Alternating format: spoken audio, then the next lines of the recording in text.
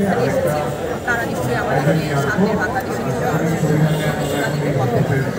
আপু আমরা দেখতে পাই বড় একটি অর্জন সবাই করে সেখানে আপনার অলরেডি ভেঙে ফেলেছে, সেক্ষেত্রে আপনার শিল্পী হিসাবে বিষয়টা কীভাবে দেখেন যে সিনেপ্লেক্সগুলো ভেঙে তারপর এটা আসলে বৈষম্যের মধ্যে পড়ে? দেখেন, কোনো হত্যাকাণ্ড, কোনো প্রাণের ক্ষতি, কোনো মানুষের ক্ষতি কিংবা কোনো স্থাপনার ক্ষতি, জাতীয় সম্পদের ক্ষতি কোনোটাই কোনোভাবেই আমরা কাম্য করি না। এটা কোনোভাবেই কাম্য হতে পারে না। এই ধরনের একটি গণঅভ্যুত্থানের পরে ছাত্র সমাজের মাধ্যমে আমরা যা পেয়েছি, এই সময়টা অনেক বিশৃঙ্খলা আমরা দেখেছি। সেই বিশৃঙ্খলার এই নিরাপত্তাহীনতার সময়ে যখন আসলে প্রশাসন কাজ করছে না, যখন আসলে সরকার ব্যবস্থা করে পড়েছে, নতুন সময়টার এই গ্যাপের সময়ে অনেক দুর্বৃত্ত, অনেক সন্ত্রাসী নিজের সুরক্ষা নিয়েছে, নিজের সুরক্ষা চরিতার্থ করার চেষ্টা করেছে। আমরা সেটার আমরা সবাই সেটার কথা বলছি, তার নিন্দা করছি। কোনোভাবেই আর কেউ যেন কোনোভাবে কোনো মানুষের যান মান, রাষ্ট্রীয় সম্পদ কিংবা আমাদের পুস্তক, গবেষণার জিনিসপত্র, সিনেমা হল ভাঙা থেকে শুরু করে কোনো কাজের সাথে যেন সম্পৃক্ত না থাকে, সেটা আমি আমার থেকে বিশেষভাবে ব্যবহার করছি। বাবা এটা সামনে তাকায়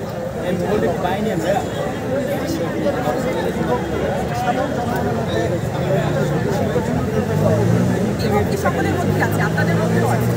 এই সময়ে বিভক্তি করেছে, যার যার অবস্থান পরিষ্কার করবে। আমি আমার অবস্থান পরিষ্কার করেছি, আপনারা আপনাদের কাজ দ্বারা আপনাদের অবস্থান পরিষ্কার করবেন বলে আমার আশা। সামনে যে সরকার গঠন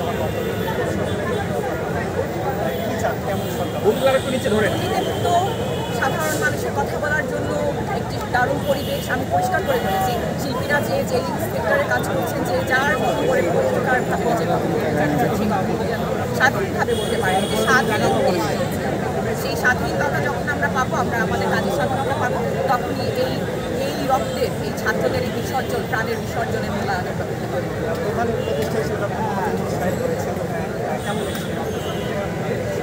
মাত্রই শুরু হয়েছে কাজটা, ওনার সামনে অনেক চ্যালেঞ্জ আছে নিশ্চয়ই, সেগুলা ওনার অভিজ্ঞতা এবং ওনার বিবেচনার বিচক্ষণতা দ্বারা আপু আরেকটা প্রশ্ন, সেটা হচ্ছে অনেকেই বলছেন যে এই বিগত বছরগুলোর জঞ্জাল সরাতে দীর্ঘ সময় লাগবে, আবার অনেকে বলছেন যে 2 মাসের মধ্যে নির্বাচন। নাগরিক হিসেবে কি বলবেন?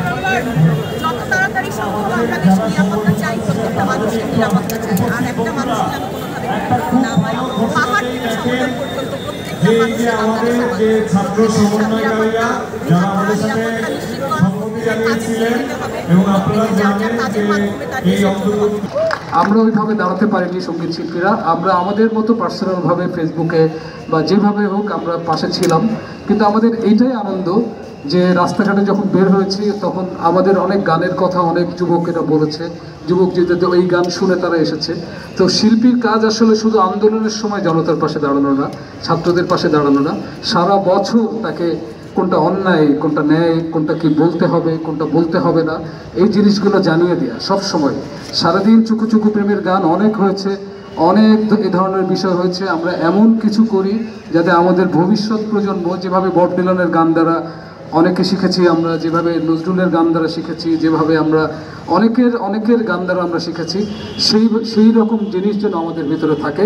আর আমাদের যদি বলতে হয় এখন দাবি বলার যদিও সময় না, রাষ্ট্রের কাছে আমরা কিচ্ছু চাই না, আমরা শুধু স্বাধীনতা চাই। শুধু স্বাধীনতা হলে আমাদের সমস্ত অর্জন হয়ে যাবে। আমরা যে গান গাইতে চাই, আমরা যে লেখা লিখতে চাই, যে সিনেমা বানাতে চাই, যা করতে চাই, কোনো বাধা দেবে না। আর যদি বাধা দেন, এই শহীদগুলো কিন্তু আবার তাদের কবর থেকে উঠে আসবে। আমি বলছি, এরা কিন্তু শিশুদের শিখিয়ে দিয়ে গেছে, যুবকদের শিখিয়ে দিয়ে গেছে নিজের অধিকারের জন্য কিভাবে দাঁড়াতে হয়। তো কেউ যদি কোনো ধরনের টাল্টিবাল্টি করেন এই রক্তের উপরে দাঁড়ায়, এই রক্তের উপরে দাঁড়ায় যদি আপনি সার্ফিং করতে করতে মাখন খেতে থাকেন, এই শহীদরা সহ এই যুবকেরা লাঠি হাতে আবার রাস্তায় নেমে আসবে। সো কেউ কোনো রকমই করবেন না। আমরা অনেক ধরনের বিষয় দেখেছি এখন দেশে যা হচ্ছে, খুবই খুবই খুবই খুবই জঘন্য।